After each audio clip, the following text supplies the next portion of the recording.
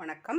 இன்றைய பதிவில் நம்ம திராட்சை பழம் ஜூஸ் அப்படியே அரைச்சி வடிகட்டி குடிக்கிறது. அது அப்படியே இன்ஸ்டண்ட்டு. இது நம்ம எடுத்து வச்சு தேவைப்படுறப்போ நம்ம ஒரு விரத நாளில் இல்லை வீட்டுக்கு கெஸ்ட்டு யாருன்னா வந்துட்டாங்கன்னா அப்போ நம்ம இதை யூஸ் பண்ணுற மாதிரி எடுத்து வைக்கிற மாதிரியான ஒரு திராட்சை பழ ஜூஸ் தான் பார்க்க போகிறோம். இதுக்கு நான் இது ஒரு 3/4 கிலோ இருக்கும். 1 கிலோ வாங்கிட்டு வந்தோம். ஆனால் எல்லாம் சாப்பிட்டது போக மீதி 3/4 கிலோ தான் இருக்குது. இதை நல்லா கழுவிட்டு உப்பு போட்டு மஞ்சத்தூள் போட்டு நல்லா கழுவி காம்பை எடுத்து வச்சுருக்கிறேன். இப்போ இதோட எடை வெயிட் 800 கிராம் கிட்ட இருக்குது. 3/4 கிலோ அளவுக்கு நான் உங்களுக்கு சொல்கிறேன். 800 கிராம் இருக்குது இது. இப்போ நல்லா கழுவி வடிகட்டி வச்சுருக்கிறேன். இப்போது அடுப்பில் ஒரு பாத்திரத்தை போட்டு இந்த பாத்திரத்தில் இந்த திராட்சை பழம் கழுவி வடிகட்டி வச்சுருக்கேன். இப்போ இதை போட்டுட்டு இது அடுப்பு ஆன் பண்ணியிருக்கேன். அடுப்பில் இது தண்ணி முழுகிற அளவுக்கு தண்ணி ஊற்றிக்கலாம். அதுதான் அளவு இதுக்கு. பாருங்கள், இது முழுகிற அளவுக்கு தண்ணி ஊற்றிக்கணும். இதில் ஒரு பட்டைத்துண்டு, சின்னதாக ஒரு பட்டைத்துண்டு இந்த அளவுக்கு போட்டு இது நல்லா வேகட்டும். இது ஒரு மூடி போட்டு வச்சிடலாம். மூடி போட்டு வச்சுட்டு இப்போ ஒரு 10 நிமிஷமாக கொதிக்க விட்டுருக்கேன். சிம்மில் வச்சு நல்லா வெந்திருக்கு பாருங்கள். நம்ம நல்ல திராட்சை வெந்திருக்கு. நம்ம நல்ல கருப்பு கலர் திராட்சைன்னா நல்லா உங்களுக்கு கலர் வரும். இதில் கொஞ்சம் நிறைய ஒயிட்டாக இருக்கிற மாதிரி இருக்குது. இது மாதிரி ஒரு ஸ்மேஷரை வச்சு நல்லா நசுக்கி விட்டுக்கோங்க. இது விதை இருக்கிற திராட்சையாக இருந்தாலும் பரவாயில்ல, விதை இல்லாத திராட்சையாக இருந்தாலும் பரவாயில்ல. நம்ம இது மாதிரி செய்து எடுத்து வச்சுக்கலாம். இப்போ இதை எடுத்து நம்ம இது மசிச்சு விட்டு ஒரு 2 நிமிஷம் கொதிக்கட்டும். இப்போது மசிச்சு விட்டு ஒரு 2 நிமிஷம் கிட்ட கொதிக்க வச்சுட்டேன். இதை இப்போ நல்லா எடுத்து நம்ம ஒரு வடிகட்டியில் வடிகட்டிக்கலாம். அடுப்பை ஆஃப் பண்ணிவிட்டு இந்த மாதிரி ஒரு வடிகட்டி இல்லைன்னா ஒரு காட்டன் துணியில் கூட நீங்கள் வடிகட்டிக்கலாம். இப்போ இதை நம்ம எடுத்து வடிகட்டிக்கலாம். இதில் எல்லாமே வெந்துட்டு நம்ம இதோட எசன்ஸ் பூராவே இறங்கிடும்.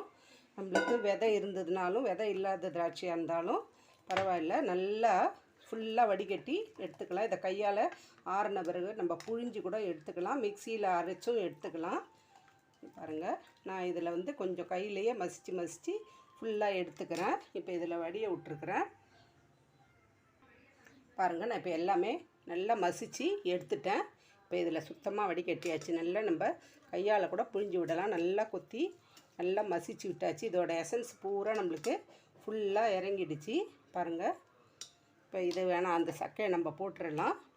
இதை மறுபடியும் நம்ம அதே பாத்திரத்திலே ஊற்றிக்கலாம். இப்போது நம்ம வடிகட்டினதை மறுபடியும் அடுப்பில் கொதிக்க வச்சதை சூடு பண்ணி வைக்கிறேன்.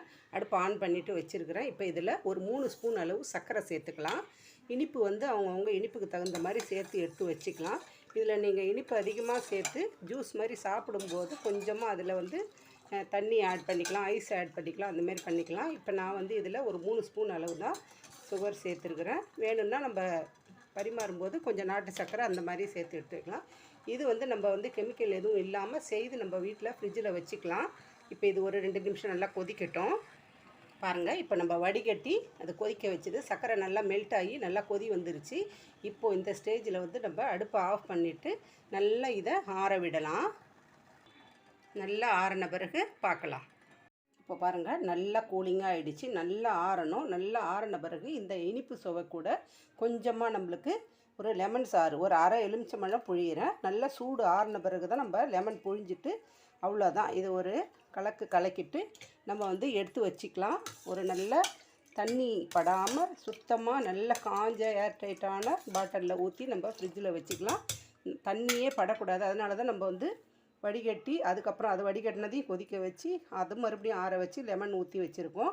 இப்போ இதை ஒரு பாட்டிலில் எடுத்து வச்சுக்கலாம்.